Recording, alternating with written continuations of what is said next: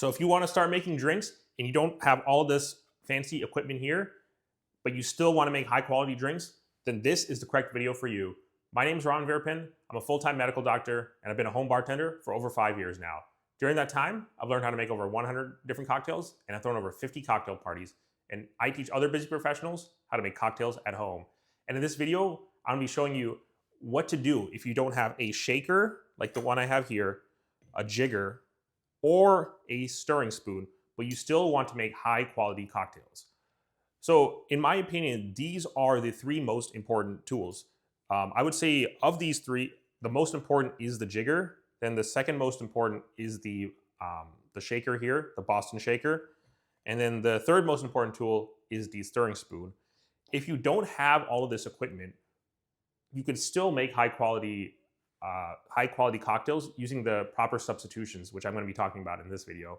So why would you not have all of this equipment? So there's really two main camps. One is that you're early on in your home bartending journey and you haven't yet invested into buying all of this equipment. You want to start making cocktails to see if you actually enjoy the hobby, to see if you enjoy making cocktails, enjoy serving cocktails to other people, but you don't want to necessarily go out and buy all of this equipment because, you know, especially when you're first starting out, this can be somewhat of a big investment. If you don't want to go ahead and make that investment first, then this video is the correct video to watch because I'll show you how to make cocktails even without all these tools to see if you actually like the hobby and see if it's something that you actually do want to invest in. And that's how I did this personally because I made my very first cocktail in June 2020 without any of this equipment. Then slightly after that, after I made a few cocktails, then I went ahead and bought the jigger that I have here. And then it was actually a few months later in September 2020 when I went ahead and purchased the shaker and the stirring spoon, and then also the strainer here, which I would say after these three, that's the fourth most important tool to have. So I went several months learning how to make cocktails and making cocktails without a lot of this equipment with just the jigger. And even before I bought this, I actually made a few cocktails without any of these tools. And the second camp that you can fall in is that, let's say you're not at home, you're traveling or you're at your friend's house, you're at your family member's house, and they ask you to make drinks, but you didn't bring all of your equipment. You know, I understand not everyone is as passionate and crazy about home bartending it like I am, because I'm the kind of person who actually, and you know, I walk the walk too. On several of my last trips, I traveled with this equipment. And when I go over to other people's houses and I know that they're gonna ask me to make drinks, I'll bring this stuff with me. I know not everybody is like, you know, as crazy and passionate about home bartending as me. I'm hoping you guys will all get there someday. And that's really what the purpose of this channel is, to inspire you guys and teach you guys how to become great home bartenders as well.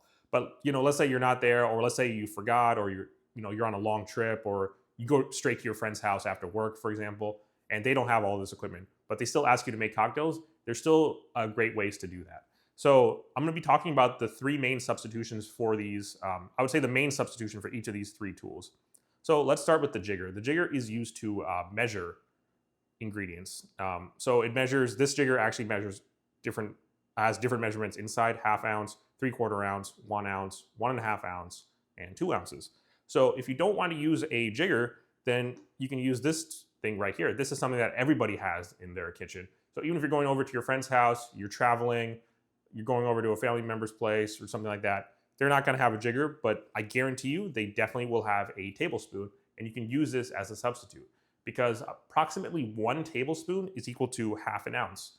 So if you're measuring anything that's in, and usually most pours are going to be in multiples of 1/2 ounce, 1/2 ounce, 1 ounce, 1.5, 2 ounces. So you'll just use this.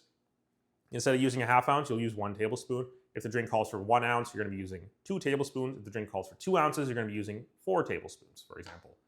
It gets a little tricky when you're talking about 1/4 ounce or 3/4 ounce, because then you're going to be having to use 1/2 tablespoon, which is not the most accurate, but you can still get the job done even with just this. So that's the first substitution. If you don't have a jigger, go ahead and use a tablespoon. Then what do you do if you don't have a shaker? There's actually 3 main substitutes. The one that probably everybody will have at their place is what I have here. This is just a standard Tupperware. They come in Pyrex, glass, they come in plastic, really whichever one you want to use. Pretty much everyone will have some form of this. It can be large, big, square, rectangle, circular, doesn't really matter. As long as you can pour as long as it's big enough to pour all of the different ingredients in there, and as long as you have a lid where you can get a pretty decent seal, then you can use this. You can pour all of your ingredients, and then you can shake it like this, and it serves the same function as a shaker. But something that would actually be better than this is, in my opinion, would be a mason jar. I didn't physically have a mason jar because I don't actually have a mason jar in my own place, and I know a lot of people, when you go to their place or whatever, they're not going to have a mason jar. But pretty much everyone will have Tupperware of some kind, so that's why this is a good option. And then another thing you can use also is if you have a clean one, then you can actually use a water bottle too. But it has to be a water bottle where the neck is big enough where you can actually put ice inside, as opposed to one of those narrow opening water bottles. So that's the third thing you can use instead of a shaker. So if you don't have a shaker, like the one I have here, the Boston shaker, then you can go ahead and use Tupperware, because pretty much everyone has this at their place. If you don't have that, then you can also use a mason jar, or if you prefer, you can also use a mason jar or a water bottle.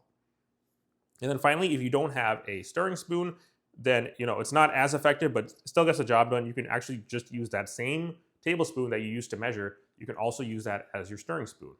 So it's not, because it's not as long and it's not designed specifically for stirring, it's not going to be as precise and as nice to stir with this, but it still gets the job done.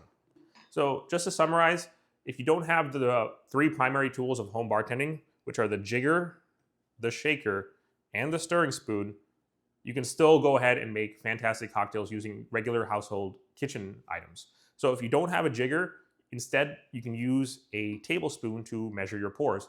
Remember, 1 tablespoon is equal to ½ an ounce.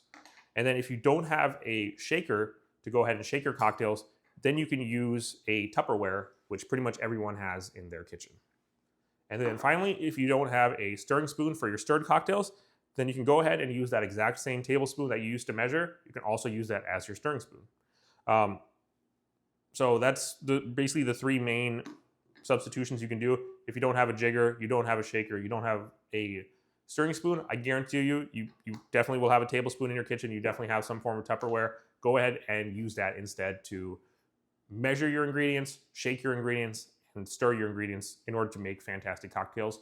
If you want even more details on exactly how to put all of this together, I actually did make 2 videos on this channel. One is on how to make a shaken cocktail without bar tools, and the other one is how to make a stirred cocktail without bar tools.